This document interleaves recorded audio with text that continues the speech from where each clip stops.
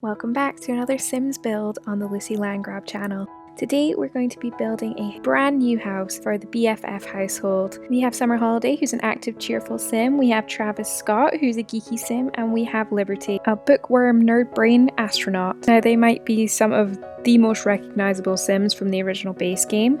And as you can see from their house, it needs a serious upgrade because it is made with only base game. I don't think any of the rooms have any particular character apart from maybe Travis's. But come on guys, he's a young adult and he has a single bed, so we needed to fix that. I wanted to keep the same kind of general shape of the house, and I used the terrain paint that was left over when I bulldozed the house to try and keep it the same kind of shape but make it a little bit wider to give more space and also open it up a little bit more so that they'd have a much larger room for entertaining, because they are young adults. They probably want to be having parties and they're all very different, so I'm sure they would want to use the space in lots of different ways, so I wanted to make sure that came across. This was actually a really fun build to do because each of these characters is so different, so trying to tie in a room that made sense for all of them was really fun. So for their living room, I was thinking about the fact that Travis would want to be playing a lot of video games.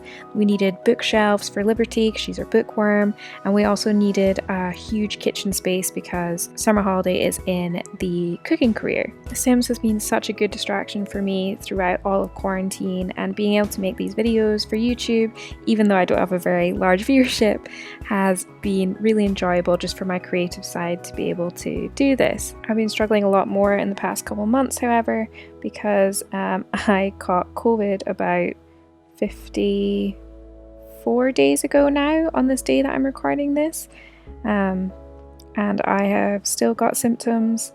I've spent this week going to get x-rays at the hospital of my chest, getting bloods taken to really figure out what's going on, because this is a very long time to have it. Although there are quite a lot of people that are what is now being coined as long-term or long-haul COVID people, and it seems to be younger people that this affects.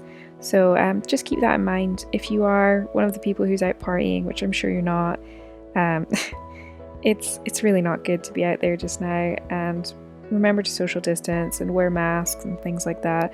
I was incredibly safe. I'm an asthmatic, so I was taking this very seriously from the get-go, and I still managed to catch it. So it's just incredibly contagious. Just make sure that you're washing your hands, wearing a mask, all that jazz. Otherwise, you might end up like me, 50 odd days of breathlessness, struggling to breathe, not being able to sleep because of the breathlessness, taking sleeping medication, still not being able to sleep, having migraines, a temperature, a horrible cough, and yeah, it's just been very stressful. Although I think the most frustrating part of it all was that I actually went to get tested when I first started showing symptoms and it came back negative. So I was told by the doctors, oh, you probably just have a respiratory infection, let's take some drugs for that and we'll see if that fixes it. So I did all that, and then 3 different doctors, actually 4 now, have all agreed that I do have COVID and I had a false negative test, which is actually way more common than you would think. I'll cite an article down below, but I think it's something like 20% of tests are false negatives, which just shows how dangerous that could actually be in terms of people being told that they are okay to be going out in public and that they don't have COVID and they don't need to self-isolate, when in fact they do and they should be self-isolating. I decided to self-isolate regardless of getting the negative test because I was nervous that if I did end up catching COVID on top of whatever I had got, I would not be in a good place. But I'm really glad I did that because it meant that I didn't actually endanger anyone whilst I was in the contagious phase. And you might be thinking, oh, she doesn't sound very breathless. You should see the amount of editing I have to do to my voiceovers just now to cut out all of the breaths that I have to take in the middle of sentences to just get a sentence out. Anyway, that's enough about me. Let's talk more about the build.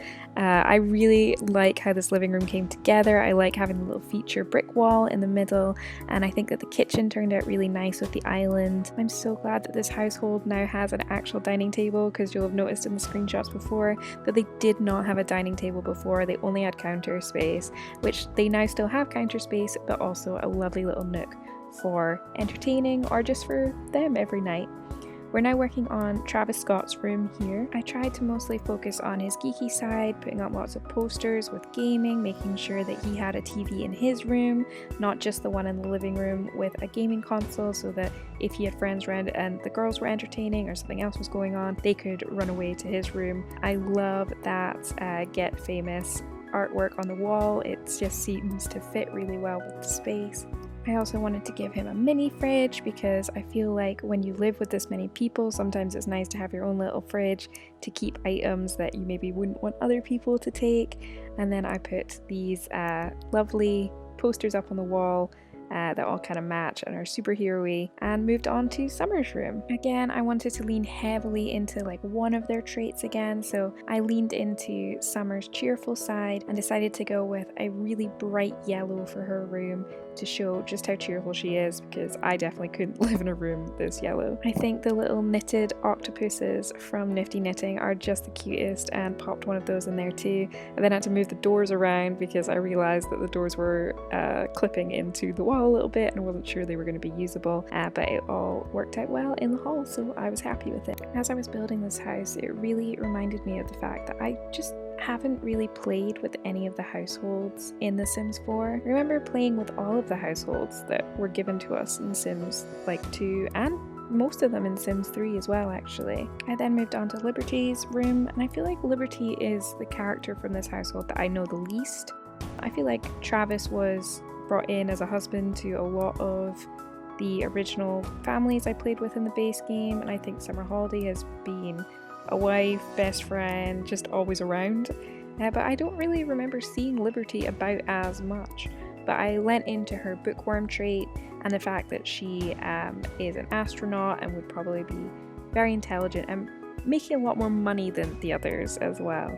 So I made sure that her room kind of represented that. I'm not certain that the color scheme turned out just right, but I wanted to go with something that was quite studious, so it serves its purpose. It's just always fun to build a house that's a replacement for just base game, because we have so many items now that we just did not have before, and it gives you so much more of an opportunity to build something that suits Sims, to give it more characterization and style, and I really hope that I managed to do that with this one. I got a little bit cheeky when it came to landscaping because I made this sprawling backyard for them with bar and cooking area, and also plopped in a pool.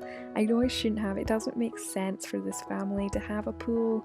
I don't think that their careers would have them having enough money to have a house that has a pool and all of these extremities, but I think it really suited the space, so I just wanted to do it anyway. And I like that I got to put like a weird pool floaty in that would totally suit them, and then I also made sure to put in the flower boxes that were there before, and a nice little swing set as well for them to play on. I just recently discovered Gray Still Plays Sims series, and the fact that I'm so nice to my Sims is starting to feel a little bit weird in comparison to how he treats all his Sims. And if you haven't seen what he's been up to, especially in quarantine, you should definitely go check out his channel and watch him just traumatize Sims. As always, I spent forever picking out trees because I never know which ones actually look right, but I think those ones were okay, and then I tried to just give a little bit more to the outside so it didn't look as empty. I do not want to talk about how much this upgrade actually cost and how this family could definitely not afford it, because look how much cuter it looks now. As the screenshots roll, I'm going to sign off there and give my lungs a little break. I hope you've enjoyed this build and this dream house series I've been completing. If you haven't seen them yet, I built a dream house over in Strangerville for Erwin,